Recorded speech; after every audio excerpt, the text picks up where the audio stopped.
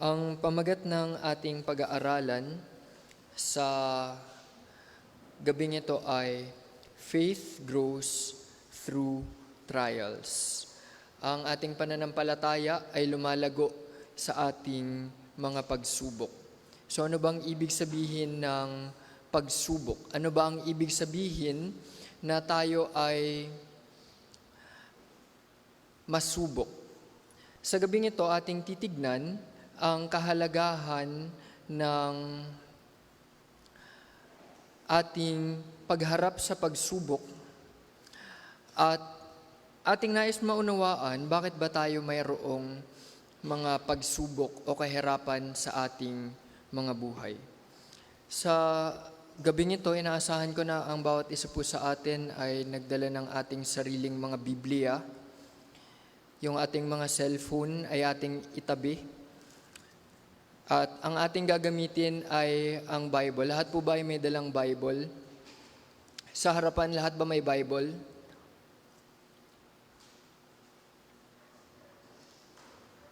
Handa na bang makinig ang bawat isa? Naririto tayo ngayon upang mag-aral ng salita ng Panginoon. Isantabi natin ang ating mga cellphone at tayo ay dadako sa ating pag-aaral ng salita ng Panginoon. Do you have your Bible? Pahiramin mo siya ng Bible mo. Ibigay mo yung Bible mo sa kanya. Then put down your phone.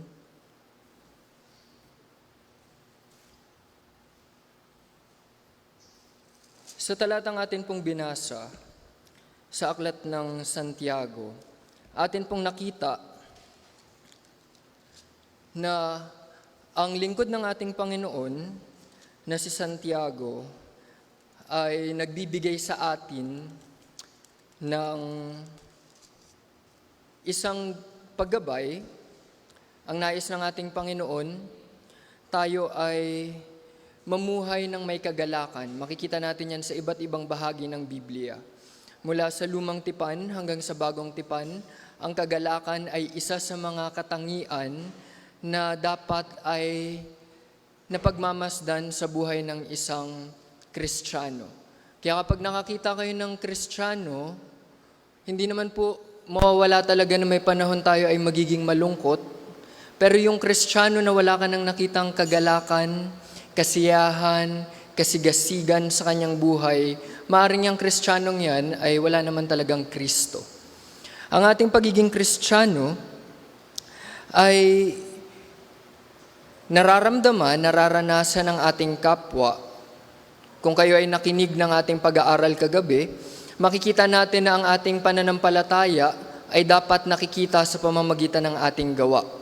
At hindi natin kailangang ipangalandakan o ipagmalaki o ipahayag sa mga tao na tayo ay mga Kristiyano. Kung ikaw ay isang tao na parati mong ipinagmamalaki na ikaw ay mabuting tao, baka hindi ka talaga mabuting tao dahil bakit kailangan mo pang ipagkalat na ikaw ay mabuting tao kung tunay kang mabuti. Ang iyong kilos, ang iyong pamumuhay ay sapat na bilang katunayan na tayo ay maging o kilalanin na mabuti. Alam niyo tayong mga Kristiyano, tayo ay pinili ng ating Panginoon patungo sa buhay na walang hanggan.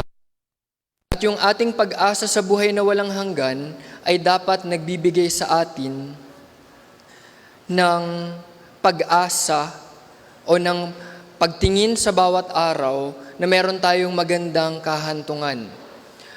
Bilang mga Kristiyano, tayo ay tinakda ng ating Diyos na tayo ay magdusa. Sa aklat ng Genesis chapter 3, nakita natin sa kwento ni Adan at ni Eva na ang pagdurusa ng tao, ng lalaki at ng babae ay dahil sa pagpasok ng kasalanan. Ang pagdurusa ng lalaki na kailangan niyang magpakapagod para mabuhay, ang pagdurusa ng babae na kailangan niyang maghirap, masaktan sa kanyang pagdadala ng buhay sa mundong ito, lahat ng yan ay dulot ng kasalanan.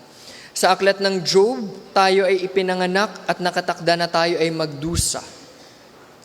Bilang mga Kristiyano, dapat tayo ay magkaroon ng pangunawa anong uri ba ng buhay ang dapat nating kaharapin. Kung ang buhay natin ang parati lamang nating hinahanap ay kasiyahan, kagaanan, ang dapat mangyari sa ating mga buhay, tayo ay magkaroon ng tamang pagkilala. Ano ba ang tinakda ng Panginoon sa ating mga buhay? Bakit natin kailangan magpasakop sa ating Panginoon? Sino ba ang Diyos sa ating mga buhay?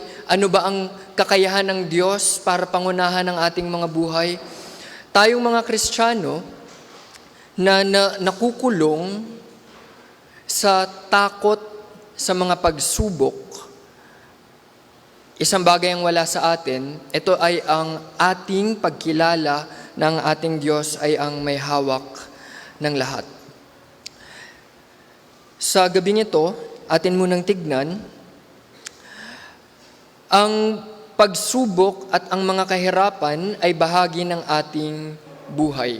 Hindi mo yan pwedeng tanggalin. Ikaw man ay mahirap, mayaman, ikaw man ay lalaki, babae, matanda, bata, ikaw man ay may mataas na pinag-aralan, ikaw man ay simpleng tao, ikaw ay kilalang tao, lahat tayo ay may pinagdaraanan. At itong ating mga pinagdaraanan ay bahagi ng ating buhay at sa mga di-Kristiyano, ito ay pasakit. Tulad ng nangyari kay Jacob, nang namatay akala niya namatay si Joseph, na kanyang pinakamamahal na anak niya sa pinakamamahal niyang asawa. Nang nawala si Joseph, bigla pang kinuha ang kanyang bunsong anak na si Benjamin. At alam niyo kung anong pagtawag niya sa kanyang kalagayan? Lahat ng nangyayari sa kanya ay laban sa kanya. Ngunit kung ikaw ay Kristiyano, kailangan nating maunawaan na tayo ay nabubuhay sa mundong ito at ang mga pagsubok ng ating mga buhay ay mayroong dakilang layunin para sa atin. At ang layunin na iyan ay ang palakasin ang ating mga pananampalataya. Kailangan nating maunawaan na wala tayong pagdaraanan na walang kabuluhan, kundi lahat ng ating pagdaraanan ay para sa ating ikabubuti. Ating tignan sa aklat ng unang Pedro, kabanatang 1. 1 Peter chapter 1. Sa mga talata pong ito, talatang 6 at 7, ang akin pong gamit ay ESV. Sabi dito, "In this you rejoice, though now for a little while, if necessary, you have been grieved by various trials." Ano ang pinagdaraanan ng mga Kristiyano na pinapalakas ni Apostol Pedro? Sabi dito, kailangan ninyong magalak. Kahit na panandalian, kayo ay nagdusa sa iba't ibang pagsubok. Ano yung salitang ginamit para i-describe, para ipaliwanag yung kanilang pinagdaraanan? Yung salitang grieved. Kailan natin madalas ginagamit yung salitang grieved? Kapag merong namatay. Naranasan na ba natin na magluksa dahil sa pagdurusa natin? Naranasan mo na ba na para kang namatayan sa bigat ng problema na meron ka? Ganyan ang pinagdaraanan ng mga Kristiyano na kinakausap ni Apostol Pedro. Ngunit, meron siyang paalala. Sa mga ito, kayo ay magalak.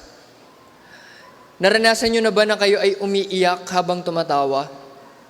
I remember, some years ago, ako ay nakikinig, pagising ko sa umaga, ako ay nagbasa ng Bible at nakinig sa pangangaral ni John Piper. At ipinaliwanag ni John Piper ang kanyang karanasan na siya ay nagluluksa pero siya rin ay masaya. Alam niyo kung kailan nangyari yun sa kanyang buhay? Nang isang araw, tinawagan siya ng ospital o ng pulis at sinabi, ang iyong nanay ay namatay sa isang aksidente. Ang kanyang kotse ay bumangga. Alam niyo ba, sobrang lungkot niya. Siya ay iyak ng iyak dahil wala na ang kanyang pinapahalagahan at minamahal na ina. Ngunit alam niyo, sa kanyang puso, sabi niya, siya rin ay masaya. Dahil bagamat na wala na ang kanyang ina, Ang kanyang ina naman ay kasama ang kanyang Panginoon. Makikita natin, ang mga Kristiyano sa gitna ng pagsubok, sa gitna ng pagdurusa, iyan man ay pagdurusa na nagdudulot ng kapighatian, ng pagluluksa, hindi iyan isang uri ng kalungkutan na mananatili ng pangmatagalan. Makikita rin natin sa talatang 6, gaano kahaba, gaano katagal ang kanilang pagdurusa. Sabi dito,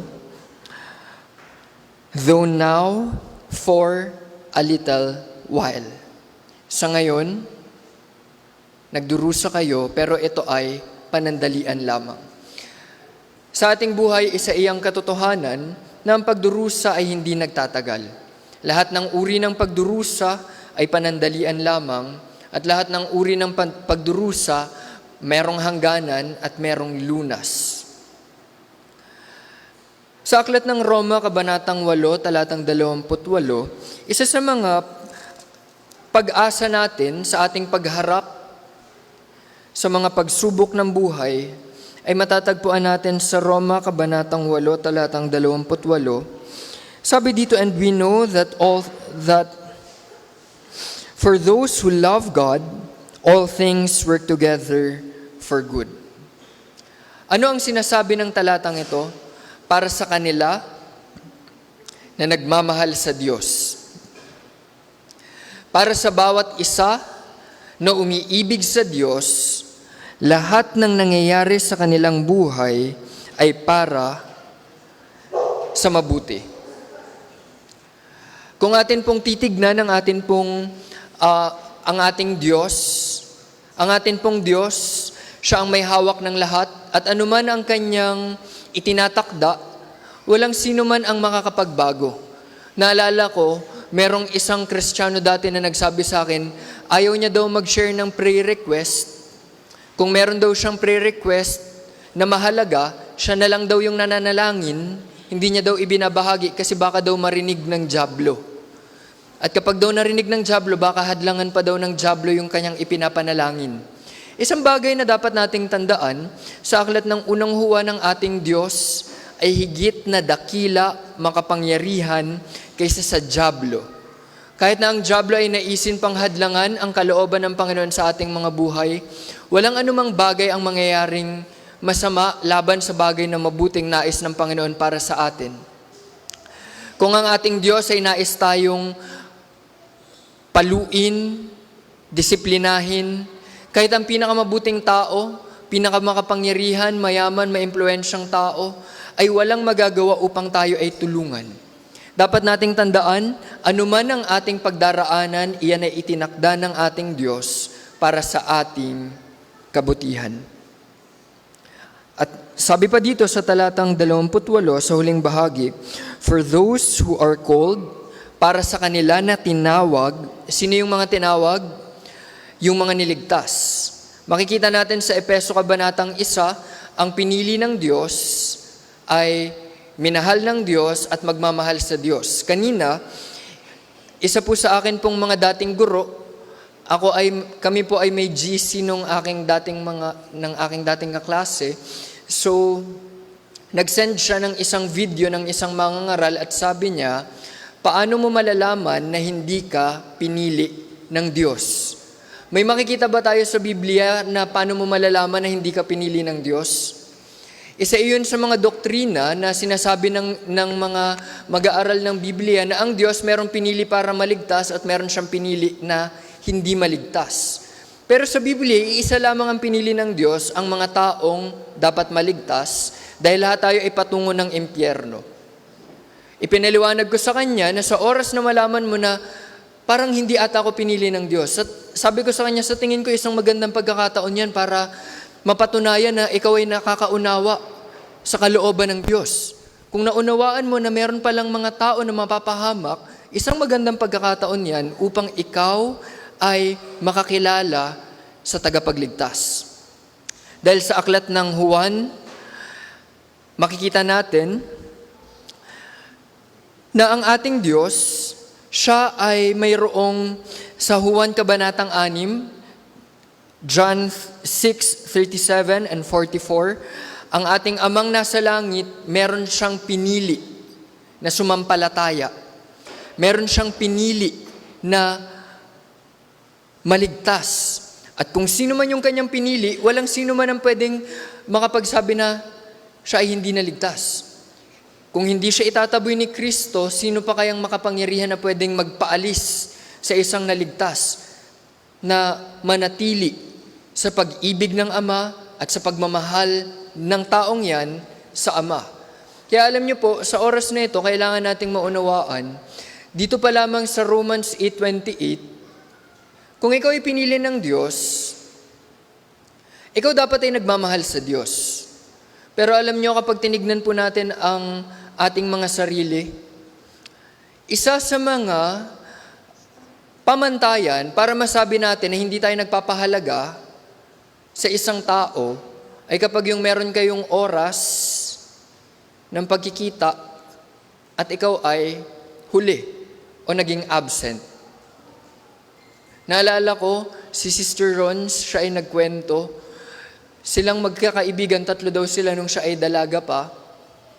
Magkikita sila ng, I think, 4:00 ata yun, at dumating ng 5. Nung dumating yung kanyang mga kaibigan, sabi niya, tara na, alis na tayo. Sabi niya, kayo na lang. At ilang linggo daw niyang hindi kinausap or ilang linggo daw siyang hindi kinausap ng kanyang mga kaibigan at sabi niya, wala akong pakialam kasi kung kayo nga walang pakialam sa oras, bakit ako magdadamdam na hindi niyo ako pinapansin? Isipin ninyo, tayong mga tao, tayo pa nga lamang yung hindi pahalagahan. Sobrang sama na ng loob natin. Paano pa kaya kung yung Diyos na lumikha sa iyo, nagbigay ng buhay sa iyo, at ikaw ay walang pagpapahalaga? Kung titignan po natin ang Roma, Kabanatang 8, talatang 28, kung paano natin ginagamit ang ating oras, ang ating lakas, ang ating kakayanan, ang mga ipinagkatiwala sa atin ng ating Panginoon na mga material na bagay, diyan natin makikita, mahal ko ba ang Diyos? Ngayon, kung nagmamahal ka sa Diyos, anumang nangyari sa iyong buhay, para iyan sa iyong kabutihan.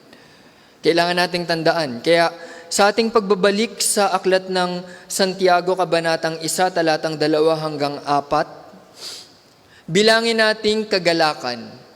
Naging masaya ka na ba nung ikaw ay nalugi sa iyong negosyo? Naging masaya ka na ba nang ikaw ay natanggal sa trabaho? O nagkaproblema sa iyong buhay? Biglang nagkaroon ka ng matinding mga pangangailangan? Ikaw ba ay nagalak? Bilang mga Kristiyano, meron pong mahalagang aral na ibinibigay sa atin ng ating Panginoon sa pamamagitan ng mga talatang ating sisilipin. Simulan muna natin sa Santiago, Kabanatang 1. Bilangin nating kagalakan. Ano ang dapat nating bilangin kagalakan? Kapag tayo ay dumaraan sa iba't ibang uri ng pagsubok. Sabi dito, when you meet trials of various kinds. If you're using King James Version, it says there, when ye fall into diverse temptations. Huwag po tayong magkakamali na bakit ka naman magagala kung merong tukso. Hindi po yan tukso na may nakita kang alak o pera tas dinampot mo, o may nakita kang pagkakataon na magkasala. Hindi po yan yung ituturing mo na kagalakan. Ang ituturing mo na kagalakan ay yung kapag ikaw ay nagdurusa. The word temptation there, kaya pagdating sa ESV, pinalitan po siya as trials. Kasi the Greek word doesn't refer to temptation o yung tukso na magdadala sa atin sa kasalanan, kundi ito yung mga pagsubok, mga paghihirap, mga pagdurusa. On verse 3, for you know that the testing of your faith produces steadfastness or patience. Alam niyo ba yung ibig sabihin na steadfast? In 1 Corinthians 15:58, sinabi doon, be steadfast, unmovable. Alam niyo yung steadfast? It's a word synonymous to unmovable. There's this tree Nakakita na ba kayo ng punong naglalakad? Yung punong yun, mukha siyang naglalakad kasi yung kanyang mga ugat, hindi siya nakatanim sa lupa. Siya ay parang nakapatong lang sa lupa. So every time kapag umahangin, mukha siyang naglalakad, umuurong yung punong yun. Pero kapag pinagmasdan natin ang mga puno, meron na ba kayong punong nakita na kumilos? Kapag nagtanim ka dyan ng puno, kahit lumipas pa ang 5 dekada, nandyan pa rin yung punong yan unless na pinutol siya. Hindi siya gagalaw. Alam niyo ba kung ano yung imahe ng steadfastness and the state of being unmovable? Iyan ay ang puno. Kaya makikita natin sa Biblia ang puno ay ilang beses na ginamit para ipakita ano bang larawan ng isang Kristiyano. Kahit na dumating ang mga pagsubok, ang isang Kristiyanong matatag at hindi natitinag, siya ay nagbubunga sa tamang panahon, ang kanyang mga dahon ay berde at hindi natutuyo dahil meron siyang pinagkukunan na tubig. Pero sa oras na yung punong yan ay matuyo, unti-unti yang manghihina at pagdating ng bagyo, iyan ay mabubuwal. Kailangan nating maunawaan. Ang mga pagsubok ng ating buhay ay nagbibigay sa atin pala ng kakayahang manatiling matatag. Paano naman yun? Paano naman nangyari? Sa likas na takbo ng mundong ito, sa tuwing ikaw ay nagdudusa, ikaw ay unti-unting bumabagsak.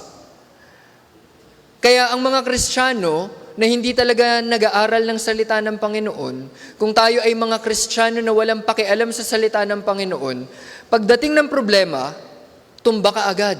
Bakit? Kasi hindi mo nakikita na ang mga pagsubok pala ay nagdadala ng katibayan o ng pagiging matibay sa ating mga buhay. Ang mga pagsubok pala, ang mga paghihirap ay nagpapatibay. Alam niyo kung sino yung mga Kristiyano o yung mga taong nagsabing sila ay Kristiyano at babagsak sa oras ng pagsubok? Makikita natin yan nang ibinigay ng ating Panginoon ang talinhaga ng 4 na lupa. Ano yung 4 na lupang yon? Unang lupa, yung sa tabing kalsada. Paghasik, dumating ang ibon, kinain. Ikalawa, sa lupang mabato, umaraw na natuyot ang mga halaman dahil wala naman silang malalim na ugat. Ikatlo, lumalago siya, pero tumubo rin pala ang mga dawig o yung mga vines. Sinakal siya, natakpan siya, siya ay namatay. At ika-4, yung mabuting lupa na siya ay lumago at namunga. Kung ating titignan, kailangan tayong maging masuri dito pa lamang sa bahagi ng steadfastness. Tayo ba ay mga Kristiyanong nananatili kahit sa gitna ng pagsubok? Kaya alam niyo kapag tinalakay pa natin yung mga susunod na talata on James chapter 1, verse 7, verse 6, But let him ask in faith with no doubting, for the one who doubts is like a wave of the sea that is driven and tossed by the wind. Dalawang bagay yung makikita natin dito na larawan na ibinibigay ni Santiago, isang nananatiling matatag, tulad ng isang puno. Ang isa naman, tuwing humahangin, galaw rin siya ng galaw. I remember there was one time, sinabi ng aking tatay, punta naman tayo ulit ng baler. Alam nyo, sabi ko, ayoko na sa baler. Sa baler, pagod na pagod ka, nakakalangoy, hindi ka pa nakakalayo. At hindi ka talaga pwedeng nakatayo ka lang or nakaupo dahil ang mga alon ang lalakas. Masaya yung mga taong nagsisurfing, yung marunong mag-surfing, pero ikaw na wala namang kaalam-alam at wala kang pambayad ng surfboard at ng tutor sa surfing, hindi ka talaga mag-e-enjoy. So nung nandun kami, pagod na kaming lahat, palutang-lutang na lang, hindi ka pwedeng mag-floating lang o tumayo kasi ang lakas ng mga hampas ng alon. Sabi ko, ayoko na ulit bumalik kung pwede kahit sa Pangasinan lang o sa malapit na dagat. Tapos ang layo-layo pa nun. Tapos hindi pa nakaka-enjoy. Bakit? Ang lakas ng hampas ng dagat, ng alon. Malakas ang hangin, malakas ang current. Kung titignan natin, may nakita na ba kayong alon na iisa lang yung kanyang agos? There was one time, ako ay nagmamasid ng dagat. Pinagmamasdan ko, bakit kayo yung agos? Iba-iba yung guhit ng alon. Hindi siya pantay-pantay. It's not like just one straight line. Minsan nagbabanggaan na yung mga alon, minsan magkakasunod lang naman sila. You know why? Kasi it is dependent sa agos ng hangin at ng tubig sa ilalim ng dagat. Alam nyo, ganyan ang kalagayan ng isang taong walang paninindigan. At alam nyo, saan dapat tayo naninindigan? Sa salita ng Diyos. That's on Matthew chapter 7, last part. Kung magtatayo ka rin lang naman ng iyong buhay, itayo mo na yan sa salita ng Diyos. Alam niyo kung bakit? Dahil yung buhay natin, hindi naman natin alam yung kinabukasan.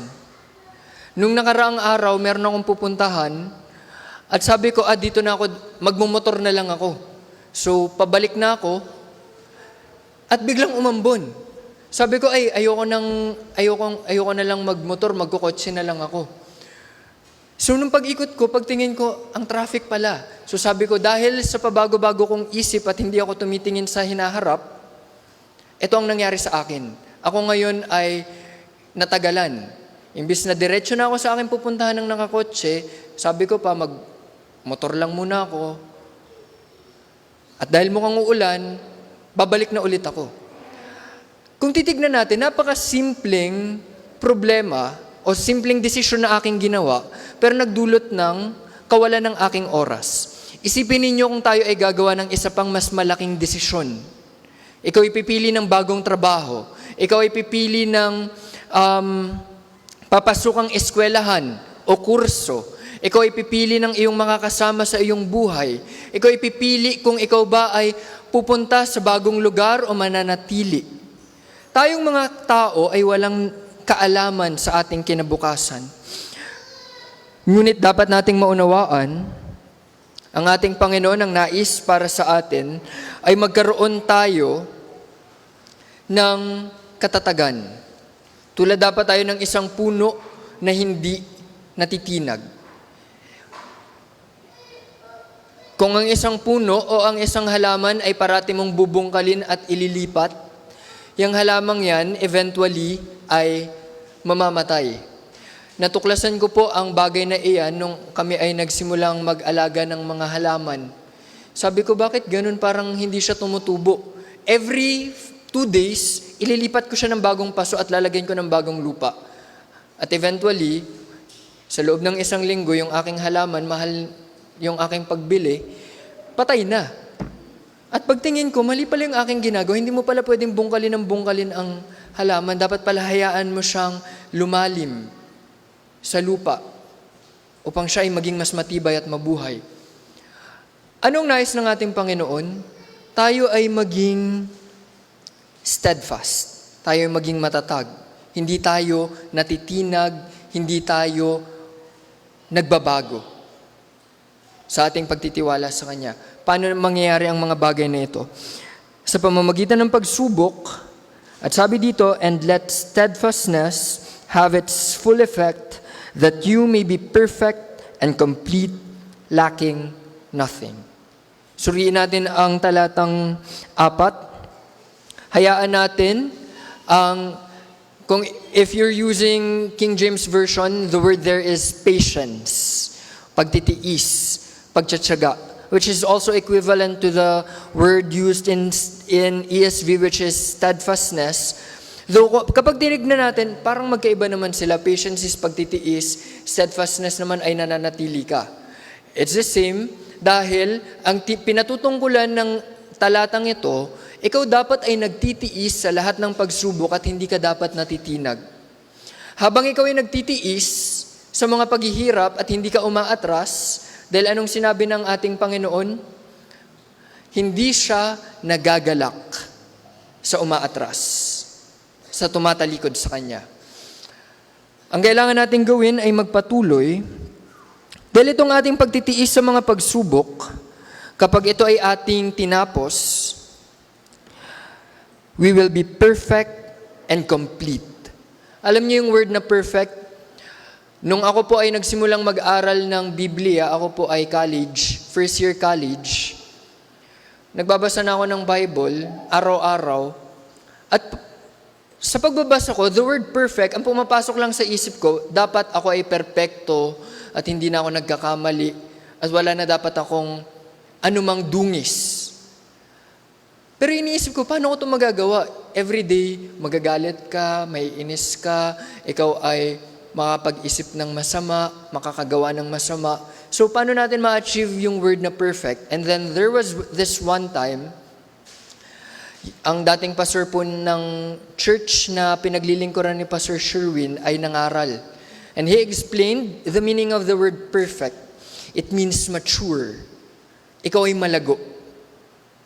Just imagine, ang larawan ng isang puno, which is being portrayed from the Old Testament to the New Testament for Christians, ay napakahalaga as we study itong pagtuturo ni Apostol ni Santiago patungkol sa ating pagtitiis sa mga pagsubok.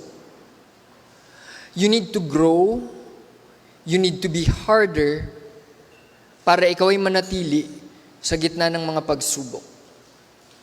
Paano tayong magiging matibay? As we go on to Matthew chapter 7, let's just go there quickly. On Matthew chapter 7, sa last part,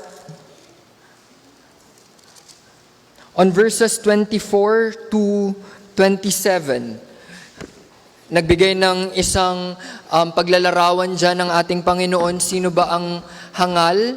Sino ang matalino? Ang hangal yung nagtayo ng kanyang bahay sa malambot na lupa. Makikita natin na ang ating Panginoon, tinukoy ang dalawang taong ito na parehas silang nakikinig ng salita ng Diyos. That's why parehas din silang nagtatayo ng kanilang bahay. Pero meron silang pinagkaiba. Ang isa ay nakinig, pero hindi ipinamuhay. Ang isa ay nakinig at ipinamuhay ang salita ng Diyos. Anong kaibahan nila?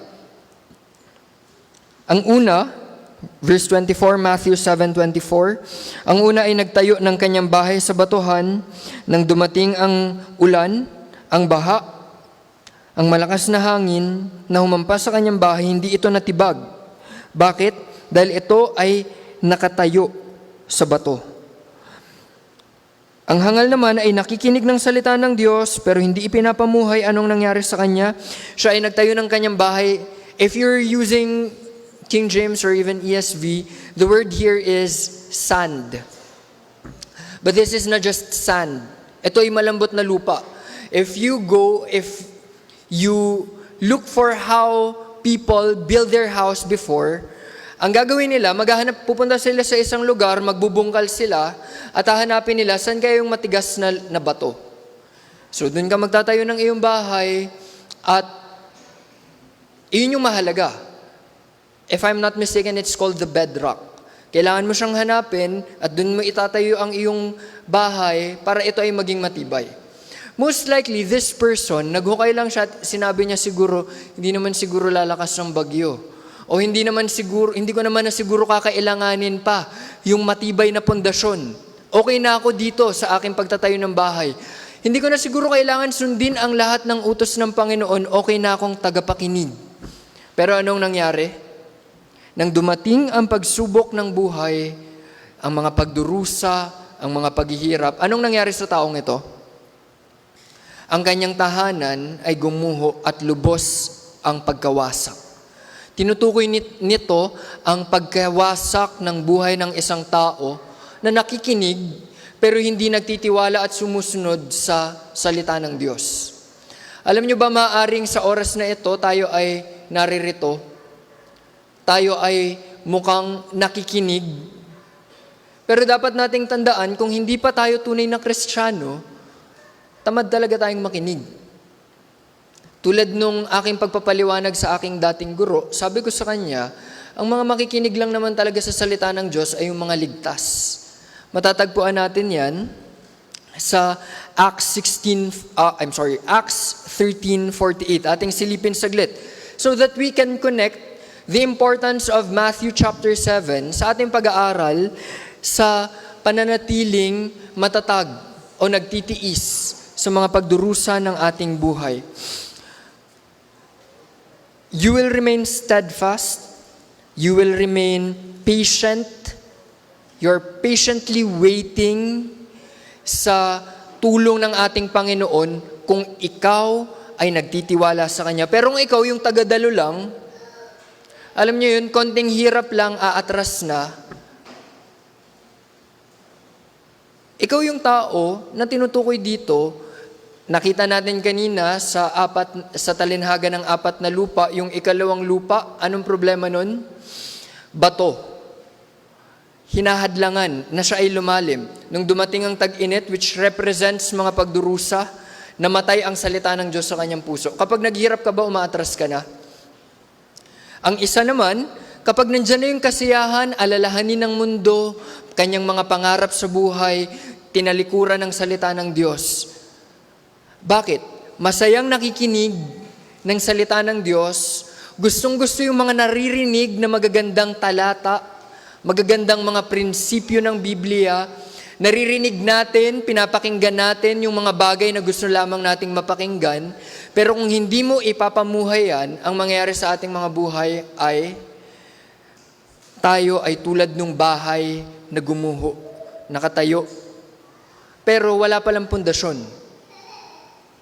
Maaring nakarinig ka nga ng salita ng Diyos tulad dun sa talinhaga ng naghahasik, may mga binhi nga sa iyong puso, pero patay naman. Kailangan tayong maging mapanuri. Therefore, kailangan nating suriin, ako ba ay isang Kristiyano na nagpapahalaga sa salita ng Diyos o wala talaga akong pakialam? Ako ba ay dumadalo lang? Pwede po kasing miyembro tayo sa, alam niyo yun, sa isipan ng mga tao. Pero dapat tayong tunay na maging kaisa ni Kristo bago tayo maging kaisa ng kanyang iglesia. Kasi hindi ka pwedeng maging miyembro ng grupo ng mga tao kapag namatay na tayong lahat, wala na yun. Kasi sa tao ka lang nakipag-ugnayan eh. Pero kung kay Kristo, iyon ang tunay na pakikipag-isa kay Kristo. Sabi sa Gawa, Acts chapter 13 verse 48. This may be a familiar verse to many of us. On verse 48. And when the Gentiles, ito yung mga taong walang kaalaman kung sino ang Diyos. Kapag narinig natin yung salitang Gentile, dapat pumapasok sa isip natin, ay ito yung taong hindi naman kilala kung sino yung Diyos. Sino itong mga taong nakikinig? Mga hintil. And when the Gentiles heard this, ano yung kanilang napakinggan? Just go to the previous verse na meron palang nagkaloob ng, ang kanilang Panginoon na nagkaloob ng buhay para sa kanila. Nang narinig nila ito, they began glorifying the word of the Lord. Anong sinabi dito ng Biblia? Nang narinig nila ang salita ng Diyos, sila ay nagsimulang magalak at magpuri sa salita ng Diyos na kanilang napakinggan. And as many as were appointed to eternal life believed. Alam nyo, sila na sumampalataya, sila ay yung mga taong hinirang patungo sa buhay na walang hanggan. Alam nyo, kung tayo ay walang pakialam o tamad, makinig ng salita ng Panginoon, isa lang yung pinapakita niyan. Baka hindi ka pa talaga ligtas, baka masaya ka lang na makibahagi. Alam nyo, isa sa mga pinag-uusapan namin nung nakaraan ay yung mga nasisiyahan lamang sa pagdalo. Alam nyo, pwede kasing dito na tayo nasanay. Isa sa mga paalala ko po sa mga kapatid sa Payatas ay wag kayong dumalo dahil lang sa magulang ninyo. Kasi marami po dun ang mga anak ng mga miyembro At sinasabi ko sa kanila, huwag kayong dadalo dahil sinabi lang ng magulang nyo. O dahil kayo ay tumanda ng dumadalo sa mga pagsamba. Huwag niyong gawing ritual o kasanayan lamang. Dapat bawat isa sa atin ay nakikinig. At sino ang mga tunay na nakikinig? Sila na mga itinalaga patungo sa buhay na walang hanggan. Pero kung ikaw ay hindi naman hinirang ng Panginoon, patungo sa buhay na walang hanggan, ikaw ay tamad. Ikaw ay walang pakialam. Ang mga pagsubok ng ating buhay, yan ay nagpapatibay sa atin. Bakit? Meron kasi tayong pag-asa na meron tayong buhay na walang hanggan. At yung pagtingin natin sa hinaharap, ito yung nagbibigay sa atin ng kalakasan na, okay, magpapatuloy ako. Kasi ito naman talaga yung patutunguhan ko eh. Kahit ako ay nagdurusa. I was watching a video. Sabi nung tatay, umiiyak siya dun sa kanyang video kasi hirap na daw siya sa trabaho niya. Minsan daw gusto niya na daw sumuko. So nagvi-video siya habang nagdadrive pa uwi. I think this is from America.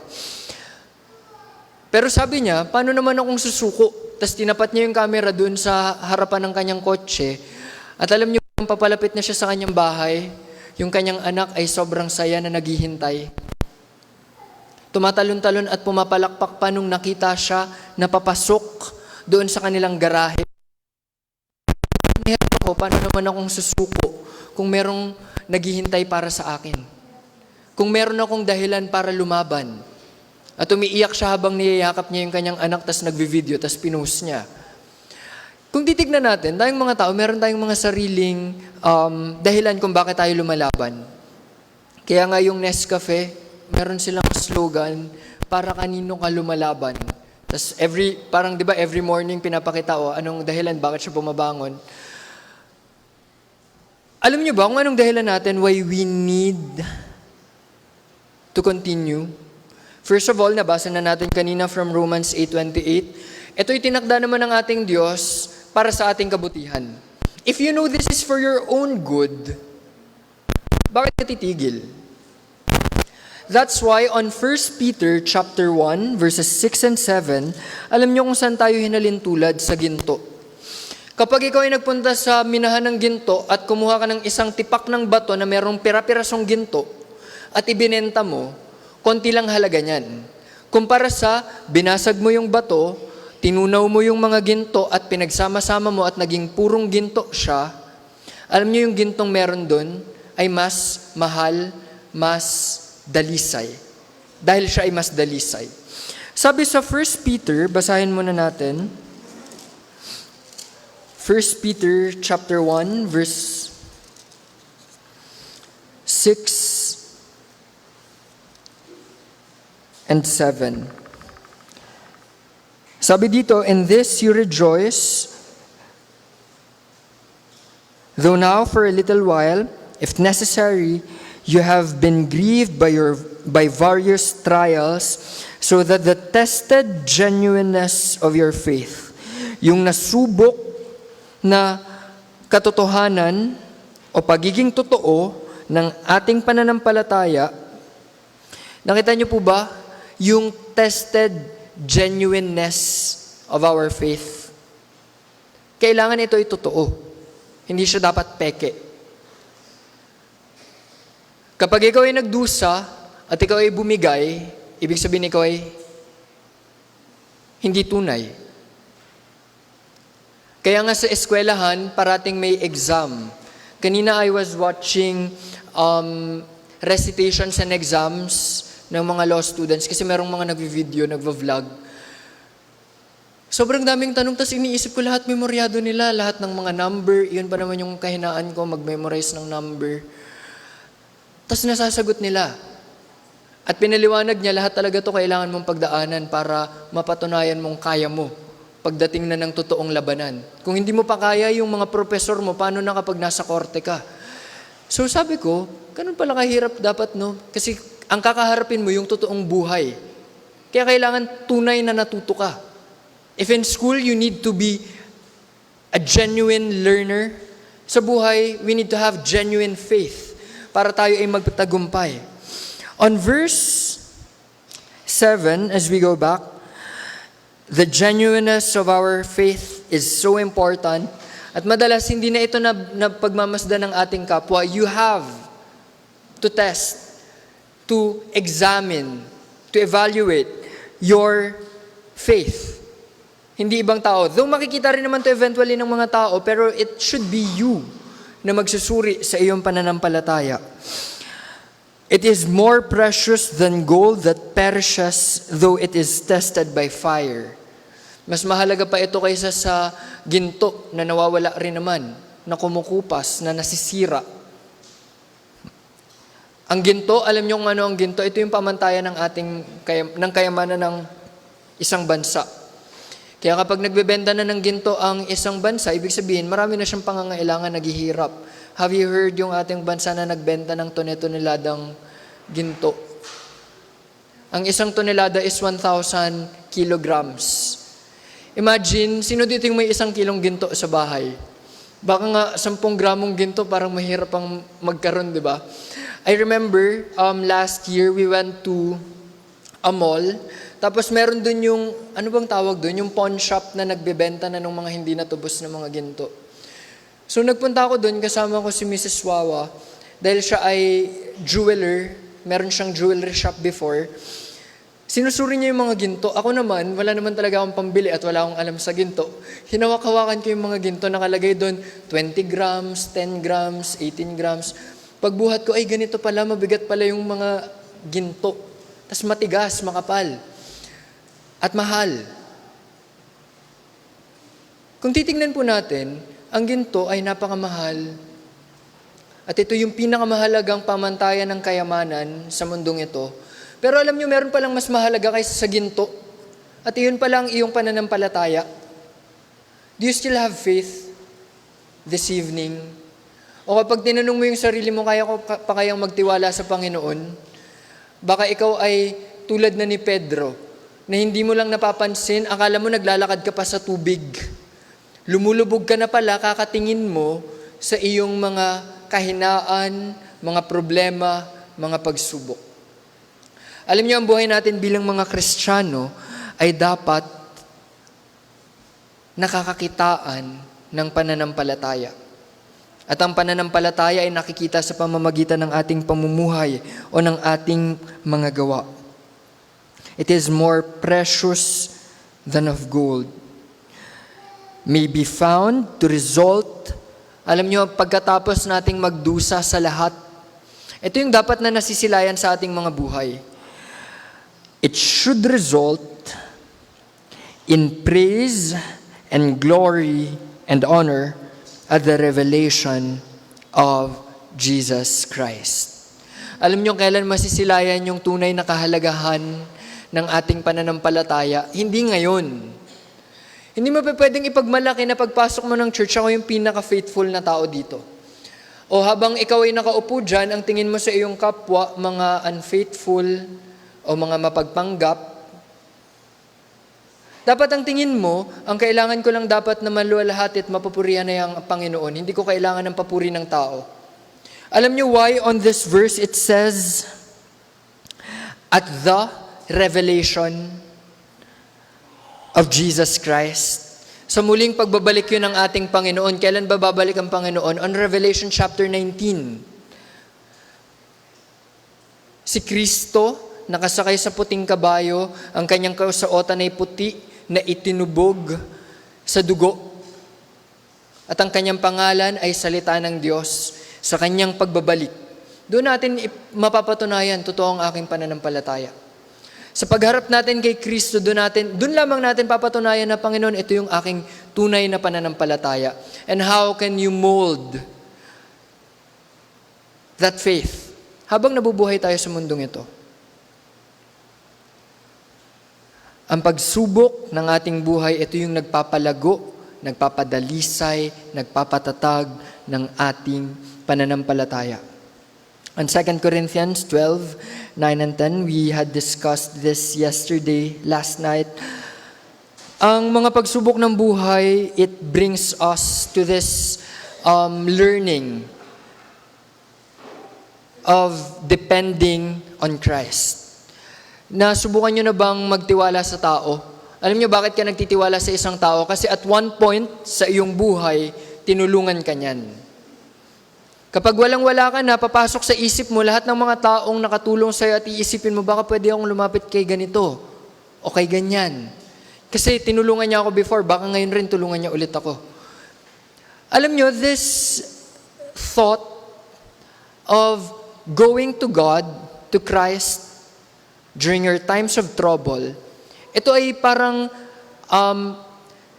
reflex natin na ito dapat agad yung kilos mo. Do you know na yung ating mga mata, God designed our eyelids, yung mga talukap ng ating mata, to have this involuntary reflex na automatically kapag merong didikit sa iyong mata, automatic na pipikit ka. Alam nyo, the most disgusting time na gumana yung aking talukap ng mata ay nung may lumilipad na langaw at biglang pumikit yung aking mata kaya napisa tuloy sa mata ko yung langaw. Sabi ko, kadiri, first time ever. Yung langaw, dun pa siya napisa sa mata ko kasi biglang sumara yung aking mata. Sabi ko, pangit rin pala yung automatic na nagsasara kasi langaw pa yung naipit dun sa aking mata. Pero why did that happen? Kasi automatic. Nung naramdaman ng aking mata, o ng aking katawan na may lalapit na sa aking mata, automatic siyang nagsara. Ano naman yung automatic response na dapat meron tayo? Bilang mga Kristiyano. The moment na dumating ang pagsubok, ang automatic response natin is to come to our Lord in prayer. That's what Apostle Paul did in 2 Corinthians chapter 12. Nanalangin siya, but we discovered, nanalangin pala siya ng 3 beses, pero hindi naman siya pinakinggan hindi siya pinakinggan ng Panginoon, kundi hindi ibinigay ng Panginoon yung kanyang hinihingi. Why? Kasi gusto ng ating Panginoon na matutunan niya to depend on Him. Dahil even though He is weak, Christ is strong. Sa panahon ng ating kahinaan, alam niyo, ito yung pagkakataon na tayo ay kumapit sa ating Panginoon. Sa panahon na hindi na natin alam yung gagawin, ito na yung panahon na ikaw ay magtiwala sa kalooban ng Panginoon. Dahil tulad ng sinabi ni Apostol Pablo, mas gugustuhin niyang manatili sa paghihirap, sa pag-uusig, sa anumang mga pagdurusa, dahil doon na itataas ang kapangyarihan ni Kristo sa kanyang buhay. On Romans chapter 5, we'll see here, alam niyo ang mga unang Kristiyano, hindi lang sila nagsasuffer sa traffic. Sometimes, iisipin natin, sobrang hirap na ngayon makauwi, hindi na ako makahabol sa gawain kasi super traffic. O hindi na ako makahabol sa gawain kasi umuulan. O hindi na ako makahabol sa gawain kasi ang dami kong schoolworks or paperworks from work na kailangan kong tapusin. I am so busy sa aking buhay. Meron akong konting sakit, may lagnat, may ganito, hindi na ako makapag-church. Pero alam nyo, the problem of the early church, it's death. Humiliation. Imprisonment. Torture. Sino dito yung bago siya makapasok ng church, nilatigo muna siya ng kapitbahay ng 10 beses? Sino dito yung bago siya makapasok ng church, pinalapa muna siya sa mga aso? O kinulong muna siya ng ilang araw? O ipinahiya siya, minura siya, pinagtawanan siya ng mga tao? I don't think any one of us had experienced any of those. Pero alam niyo yung sabi ni Apostol Pablo dito sa aklat ng Roma, the Christians are suffering ng kamatayan, torture, pangahamak, pananakit, pagpapakulong. Alam niyo on Romans chapter 5, ano ang paalala sa mga Kristiyanong nagdurusa? On verses 3, 4, and 5,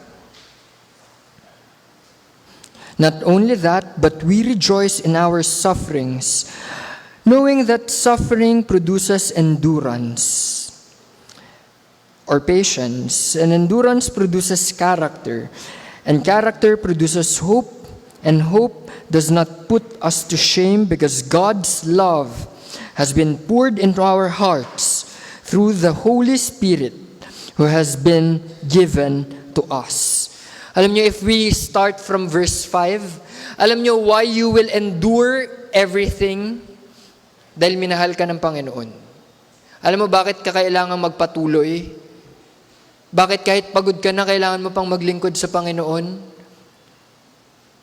Bakit sa panahon na tinatawag ng mundo na araw ng kapahingahan, iginugugol mo lahat ng lakas ng meron ka para maglingkod sa Panginoon? Alam nyo, sometimes we just think na, okay, panahon ko to ng tulog, so matutulog ako. Alam nyo, sometimes we are too hard. Alam nyo, nagamit natin yung steadfastness on a negative sense. Na hindi talaga tayo matitinag. Kahit sabihin pa, ito yung schedule natin, ito yung gawain natin, pasensya ka na, hindi ako pwede dyan kasi ito ko. Meron akong gawain. Meron rin akong sariling buhay. But if we look at our lives as not our own, but Christ's, alam niyo, ibibigay natin ang ating oras, ang ating lakas. Masasabi mo ba sa oras na ito na minahal ka ng iyong Panginoon? Masasabi mo ba na naramdaman mo na ibinuhos ng Diyos ang kanyang pag-ibig sa iyong buhay? If so, sabi dito, on verse 5, yung pag-ibig ng Diyos na nabuhos sa ating mga puso will not put us to shame. Alam niyo, nung tayo ay niligtas ng Panginoon, hindi niya tayo niligtas para lang basta mapahiya. Maybe for now, napapahiya ka dahil sa pagtingin sa iyo ng iyong kapwa, dahil hindi nila kilala ang Diyos. Pero alam niyo, this hope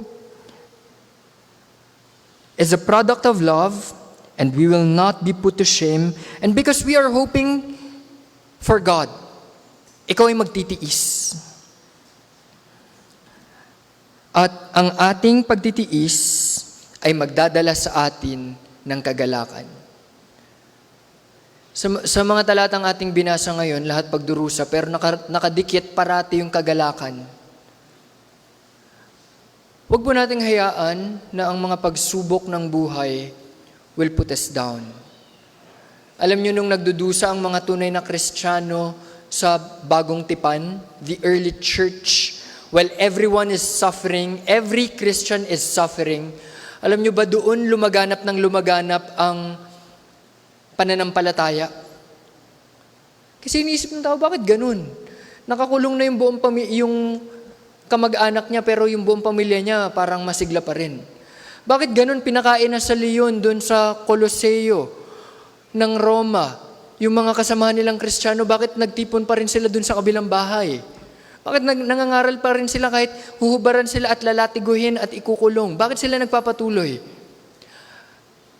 And can you ever see Christians suffering at nagmamakaawa sila sa Panginoon? Panginoon, patayin mo na kami. No.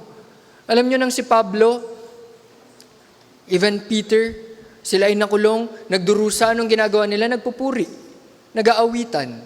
They're praying. We, as Christians, must have this response sa mga pagsubok na we come to Christ. Tinalakay natin yan kanina on 2 Corinthians chapter 12. Do you have this automatic response na kapag nandyan na yung problema, mananalangin ka agad? O ang automatic response mo, you are reacting, nandyan na yung problema, gugugulin mo yung kalahating araw mo, 12 hours, nang nakatulala, kakaisip, kakaproblema, instead of just coming to Christ and praying, as Philippians chapter 4 is teaching us, tayo ay manalangin. It is the only way for us to come to the grace, to the throne of grace.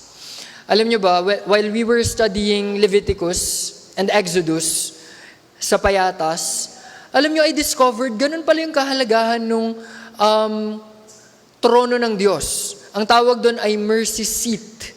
O yung, o yung, anong tawag doon? Trono ng habag o ng awa. Alam niyo kung kailan lang makakalapit yung pari doon? Kapag ginawa niya lahat ng ritual ng paglilinis. Minsan lamang sa isang taon, pwede siyang makalapit sa trono ng biyaya ng Diyos. Ang templo at ang tabernakulo yung gawa lang sa tela at balat ng hayop nung sila ay nasa parang or wilderness. Nung nasa lupang pangako na sila at nakapagtayo na si Solomon ng templo na yung tawag. So, tabernacle or temple, iisa lamang yan ha. Iisa lang yung kanyang tungkulin. Magkaiba lamang yung kanilang mga materyales na ginamit to construct. Ang templo o ang tabernakulo ay nahati sa tatlo. At yung pinakadulo nun ay yung Holy of Holies o yung kabanal-banalang dako. Ito yung pinakabanal. Kung papasok doon ng isang punong pari, high priest, na hindi siya karapat-dapat, he will be instantly killed. Kaya yung kanilang mga damit ay merong mga bell. Habang tumutunog pa yung bell, ibig sabihin buhay pa yung pari. Once tumigil na yan, halimbawa isang tunog ng malakas, ibig sabihin natumba na yung pari. Merong tali naman sa kanyang katawan, natuhugutin na siya ng kanyang mga tauhan o kasamahan, o patay na si father. O, iba naman. Iba yung dapat mag-alay, yung susunod sa kanya. Kung titignan natin, sa panahon ng lumang tipan, that's how hard it is. Pero alam nyo, ikaw na Kristiyano, sa kamatayan ni Kristo, yung tela sa templo ay napunit nang namatay si Kristo. Isa yan sa mga milagrong nangyari sa kamatayan ni Kristo. Isa doon ay yung matinding kadiliman at yung nabuhay ang mga sumasampalataya kay Kristo upang ipangaral ang pagdating ng kaharian ng Diyos. Isipin ninyo, parang may mga zombie during that time. Pero alam niyo kung ano yung pinakamahalagang milagro, hindi yung nabuhay yung mga patay, kundi yung nahati. Yung napakakapal na tela na naghihiwalay sa mga makasalanan at sa banal na Diyos. Bakit yun nahati? Dahil sa pagdating ni Kristo. Meron kayang isang bagay na pwede mong sabihin na hindi ko na kailangan itong ipanalangin. O hindi to kayang lunasan ng Panginoon. Kailangan nating tandaan, ang ating Panginoon, He is the God who is powerful. Ang ating Diyos ay makapangyarihan sa lahat. Ang kailangan lamang nating gawin is to rejoice, to endure, to hope, because God has poured His love into our hearts through the Holy Spirit. And as we close this evening, ang mga pagsubok ay hindi itinakda para tayo ay pagdusahin o wasakin. Yan ay itinakda para palakasin ang ating pananampalataya. If you think na ang pananampalataya o ang mga pagsubok ay nakakasira sa iyong buhay, kailangan mong mag-assess. I remember, I think that was almost 1 year na. Nagkaroon kami ng gym era. Kami ay nag-gym. Kasama ang aming coach ay si Brother Luis. Alam niyo, sabi ni Brother Luis, kapag yung masakit na yung joint mo, ibig sabihin mali yung buhat mo. Hindi lalaki yung muscle mo kapag sumasakit yung joint mo. During or after ng pagbubuhat mo, it means something is wrong. At yun yung tinatandaan ko every time kapag magbubuhat ako, kailangan hindi sumasakit. Dapat yung muscle yung sumasakit, hindi yung joint. Kasi kapag joint yung sumasakit, ibig sabihin something's wrong. Meron akong mistake. Alam nyo, if at this point, iniisip mo, parang pinapahirapan lang ako ng Diyos. Parang hindi siya nakakatulong para ako ay lumakas. There's something wrong. You have to reassess. Kailangan mong i-check, ano bang problema? Ako ba o yung Diyos? Definitely hindi ang Diyos ang may problema. Kasi ang Diyos natin is perfect. He cannot make mistakes. And He is the one directing our life. Meron ka bang pagdurusa ngayon? Don't look at it as something na tulad ng pagtingin ni Jacob. Everything is against you. Even if in this church, for example, lahat tayo nag-backslide, iisa na lang yung tama, at lahat tayo ay galit doon sa iisang tao, halimbawa si Pastor Reden lang yung nag-iisa talagang tapat sa church na to, lahat tayo ay galit sa kanya, he should never say na lahat ay laban sa akin. Pero alam nyo, dapat na maging pananaw natin tulad ng sinabi ng anak ni Jacob na si Jose, lahat ng ito ay itinakda ng Diyos para sa ating kaligtasan. For their good. Alam nyo, merong itinakda ang ating Panginoon para sa ating mga buhay. And trials is strengthened, or faith is strengthened by trials. Our faith grows through trials. Huwag po nating maging kahinaan o huwag tayong panghinaan ng loob every time na marami tayong problema.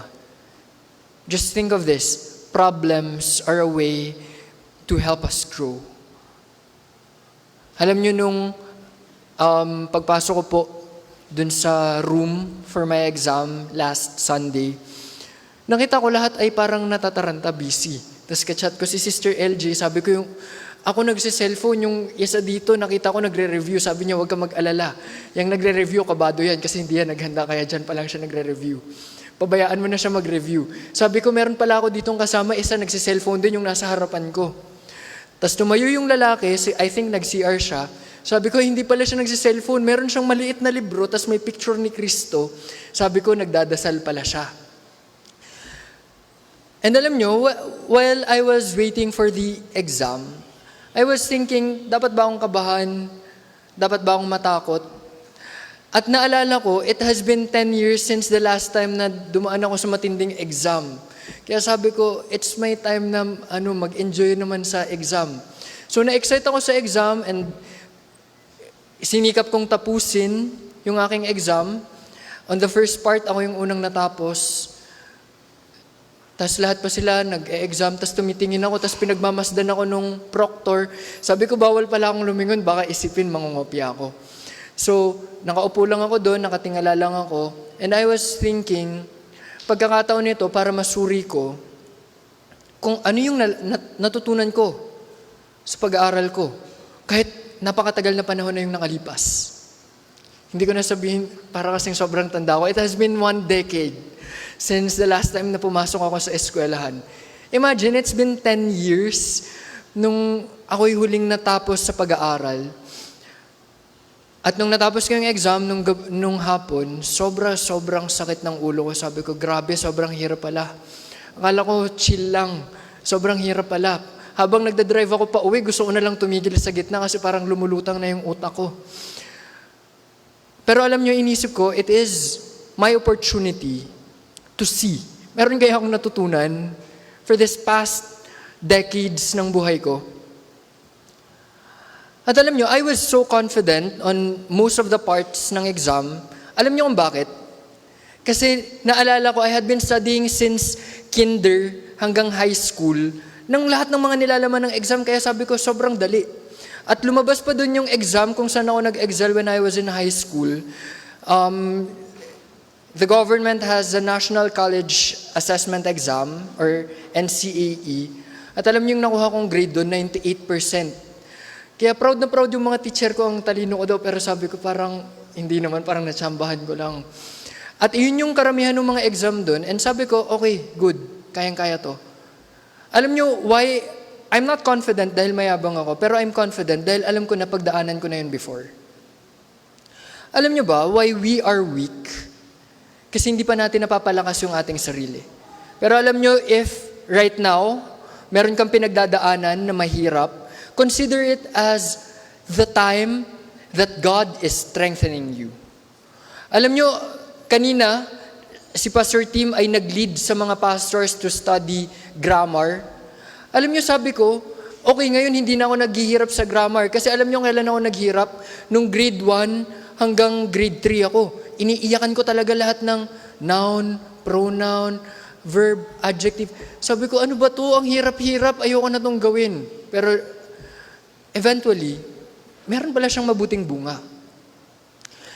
If ngayon ikaw ay nagdudusa, consider it as a trial of your faith, and that faith will lead you to endurance. And that endurance will bring you hope. And that hope is a product of the love of God sa ating mga buhay. Kailangan nating maunawaan. Eventually, God will help us. Kailangan lamang natin maghintay. And before we aim dun sa bunga ng ating mga pagdurusa, dun muna tayo, paghandaan muna natin yung pagdurusa. Kailangan natin maghirap. Because in this world, hindi tayo tinakda para lang maging masaya. Tayo itinakda para maging banal. At para maging banal, napakarami nating dapat na pagdaanan. Ngunit in everything, tulad ng pangako ng Panginoon in the Old Testament, especially in the book of Deuteronomy, in the book of Joshua, ang Panginoon ay ating kasama. Hindi niya tayo iiwan, ni pababayaan man. God will be with us. Christ is with us as we face the trials of life. Tayo pong lahat ay pumikit. Tayo po yung manalangin naman naming nasa langit. Kami po yung nagpapasalamat sa inyo at kami po yung humihingi ng inyo pong habag na kami ay maging malago sa inyo pong mga salita. Kahabagan niyo nawa po kami at bigyan niyo po kami ng kakayahan na magtiwala sa inyo. Sa kabila ng amin pong mga pinagdaraanan, gaano man po ito kabigat, kadami, kadilim, kahirap, ay magtiwala po kami na meron po kaming Panginoon na nagmamalasakit sa amin at nagmamahal sa amin, na handang tumulong sa amin sa oras na inyo pong itinakda. Kahabagan niyo nawa po kami at tulungan niyo po kami na mapagtagumpayan ang amin pong mga buhay. Kami po ay may sari-sariling mga buhay na inyong ipinagkaloob at bawat isa sa amin ay may kakaharaping sari-sariling mga layunin. Nawa ay makita po namin ang aming sariling layunin at kami ay magsikap para sa inyo pong ikaluluwalhati. Kahabagan niyo nawa po kami at sa gabi pong ito ay bigyan niyo kami ng pagkakataon na maranasan ang inyo pong kapangyarihan. Tulungan niyo kaming magtiwala sa inyo. Tulungan niyo po ang amin pong kawalan ng pananampalataya. Kayo nawa ang amin pong pagkatiwalaan at sundin sa amin pong mga buhay. Sa pangalan ni Jesus. Amen. Tayo po ay dumako sa atin pong pananalangin. Atin pong